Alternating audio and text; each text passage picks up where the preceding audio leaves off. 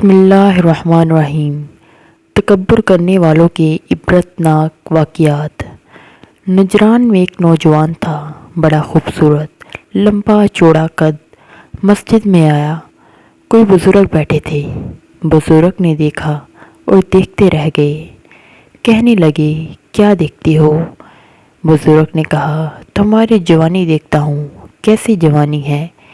کہنے لگا، میری جوانی پر تو اللہ بھی حیران ہوتا ہوگا۔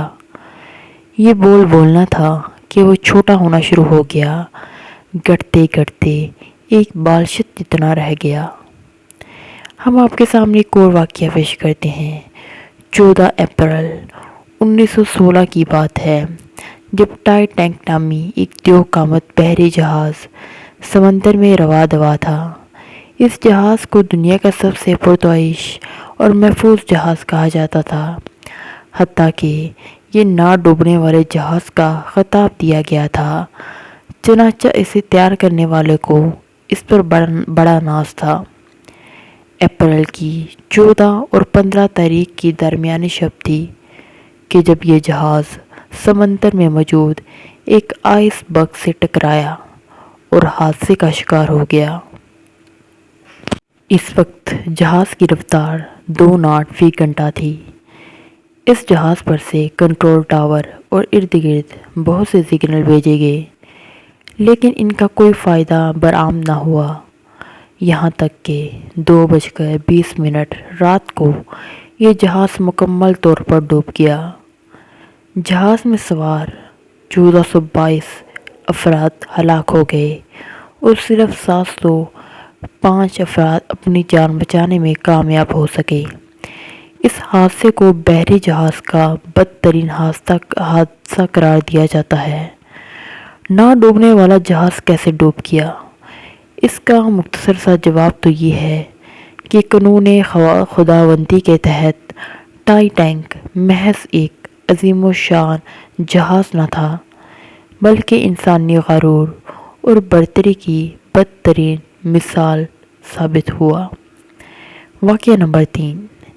مرید بن ہوشب کہتے ہیں کہ میں یوسف بن عمر کے پاس بیٹھا ہوا تھا اور ان کے پاس ایک شخص بیٹھا ہوا تھا جس کا چہرہ ایک طرف سے کالا سیاہ تختی کی طرح تھا۔ یوسف نے اس شخص سے کہا کہ تو اپنی سرگزشت بیان کر تاکہ مرید کو بھی اس کا علم ہو جائے۔ چنانچہ وہ بیان کرنے لگا، میں نے ایک مردہ کے لیے رات کے وقت قبر کھودی۔ اس کو جب دفن کیا گیا اور قبر برابر کر دی گئی تو میں نے دیکھا کہ اونٹ کے برابر 2 سفید پرندے آئے، ایک سرہانے اور دوسرا اس کے پاؤں کے قریب اترا۔ پھر انہوں نے قبر کھودی اور ایک اس کے اندر اتر گیا۔ میں قبر کے قریب ہی تھا۔ میں نے سنا کہ قبر کا وہ پرندہ اس سے پوچھنے لگا، کیا تو وہی شخص نہیں ہے جو 2 دن پہلے کپڑوں میں فخر و تکبر کے ساتھ اپنے سسرال جایا کرتا تھا؟ مردہ نے جواب دیا، میں تو اس سے کمزور تر ہوں۔ پھر اس پرندے نے ایک ضرب لگائی جس سے قبر اتھل پتھل ہو گئی اور قبر سے پانی اور تیل بہہ نکلا۔ پھر وہ مردہ اور قبر اپنی اصلی حالت پر لوٹ گئے۔ پھر حسب سابق سوال و جواب کے بعد اس نے ضرب لگائی اور قبر سے پانی اور تیل اچھل پڑا۔ اس طرح 3 مرتبہ ہوا۔ پھر اس پرندہ نے میری طرف توجہ کر کے کہا، تو یہاں کیوں بیٹھا ہے؟ یہ کہتے ہی اس نے میرے رخسار پر ایسی ضرب لگائی کہ میں رات بھر وہیں بے ہوش پڑا رہا۔ صبح کے وقت میرا چہرہ ایک طرف سے ایسا ہی ہو گیا تھا جیسا کہ تم اس وقت مجھے دیکھ رہے ہو۔ متکبر کو اللہ اوندے منہ دوزخ میں ڈالے گا۔ متکبر، خواہ وہ مرد ہو یا عورت، دونوں نمونہ جہنم ہونے میں مساوی ہے۔ تکبر ایک ایسا امر ہے جسے نہ تو اللہ اور اس کے رسول اکرم صلی اللہ علیہ وآلہ وسلم پسند کرتے ہیں اور نہ ہی لوگ۔ متکبر انسان سے ہر ایک بغض و نفرت کرتا ہے کیونکہ وہ اپنے آپ کو سب سے برتر خیال کرتا ہے۔ رسول کریم صلی اللہ علیہ وآلہ وسلم نے تکبر کے فعل پر امت کو ڈرایا ہے اور وعید سنائی ہے۔ آپ صلی اللہ علیہ وآلہ وسلم نے فرمایا، جس کے دل میں رائی کے دانے کے برابر بھی تکبر ہوگا، اللہ تعالیٰ اس کو اوندے منہ دوزخ میں ڈالے گا۔ نیز ارشاد نبوی ہے، جنت میں وہ انسان داخل نہیں ہوگا جس کے دل میں دانہ کے برابر بھی تکبر ہوگا۔ تکبر قول و فعل اور کردار سب سے ہوتا ہے۔ تکبر مبغوض چیز ہے، چاہے وہ ذرہ کے برابر کیوں نہ ہو۔ انسان تکبر کیوں کرے جبکہ وہ ایک قطرہ مٹی سے تخلیق ہوا ہے اور اپنے سارے جسم میں گندگی کو اٹھائے ہوئے ہے۔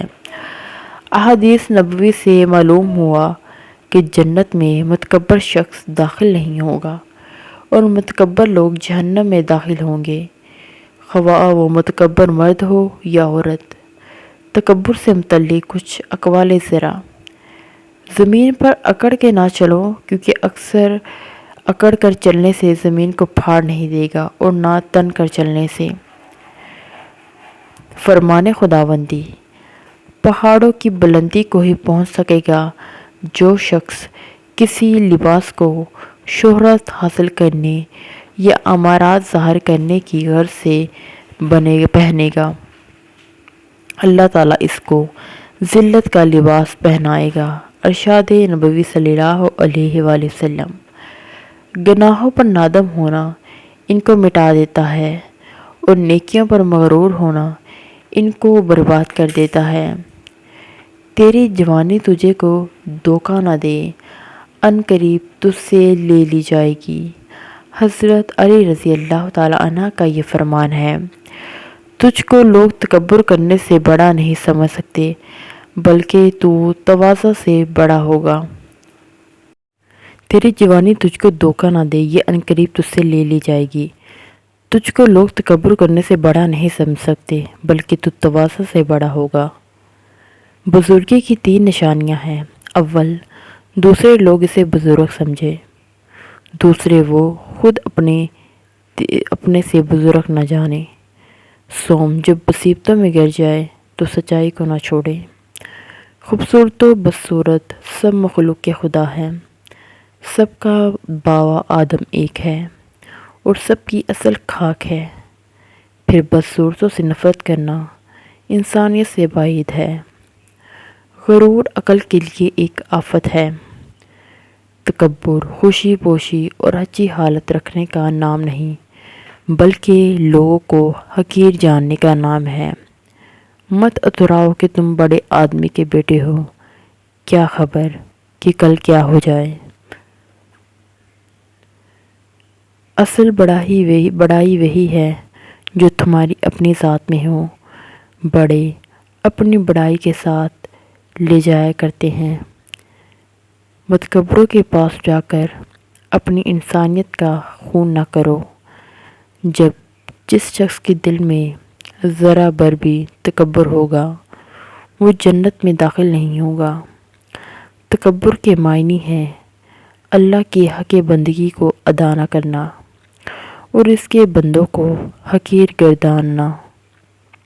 ارشاد نبوی صلی اللہ علیہ وآلہ وسلم ہے، تم جو چاہو پہنو بشرط یہ کہ اندر گھمنڈ اور اسراف نہ ہو۔ حضرت عبداللہ بن عباس۔ نیک و بخت وہ ہے جو نیکی کرے اور ڈرے، اور بدبخت وہ ہے جو بدی کرے اور اکڑے۔ کسی نے حضرت بایزید بستامی سے پوچھا کہ متکبر کس کو کہتے ہیں؟ فرمایا کہ جو شخص تمام عالم میں اپنے سے زیادہ کوئی چیز خبیث سمجھے۔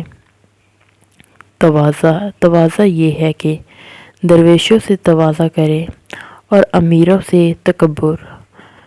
مغرور بد ہوتا ہے۔ مغرور کی مثال ایسے ہی ہے جیسے کہ کتا جب اپنے سے چھوٹے کے قریب سے گزرتا ہے تو سر اٹھا لیتا ہے، اور جب اپنے سے بڑے کے قریب سے گزرتا ہے تو سر جھکا لیتا ہے اور دم دبا کر گزر جاتا ہے۔ غرور فرد کے دماغ میں سماتا نہیں بلکہ پہلے ہی سے سر کے کسی کونے قدرے میں موجود ہوتا ہے، جو وقتاً فوقتاً سرک کر درمیان میں آتا رہتا ہے۔ دولت پر تکبر نہ کر کہ دولت کی لذت فانی اور عارضی ہے۔ اپنے آپ کو سب سے بہتر سمجھ لینا جہالت ہے، بلکہ ہر شخص کو اپنے سے بہتر سمجھنا چاہیے۔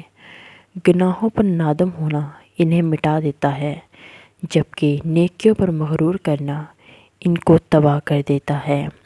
جس شخص کا وجود نہیں، اسے ہم اعتماد سے پیدا نہیں کر سکتے۔ اپنے آپ کو سب سے عقل مند اور لائق آدمی تصور کرنا سب سے بڑی غلطی ہے۔ جب پیسہ بولتا ہے تو سچائی خاموش ہو جاتی ہے۔ تکبر دکھ کو جنم دیتا ہے۔